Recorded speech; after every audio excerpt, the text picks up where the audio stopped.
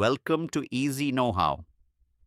What's going on, guys? I got an easy one for you today. I'm going to show you how to turn on your Wi Fi in Windows 11. And if that's useful to you, please subscribe.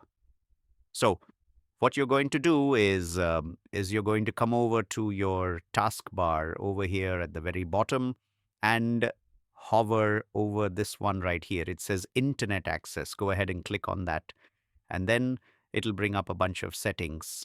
And you've got your Wi-Fi right here. Click this first button, and when it lights up, that's how you know your Wi-Fi is turned on. And if you want to change some settings, you can click on this button right here, right next to it, and it'll show you all the different Wi-Fi networks within range. And then you just click on the one you want to use, and that's it. If that was helpful, go ahead and leave a comment, give us a like, and we'll see you in the next one. Thanks so much.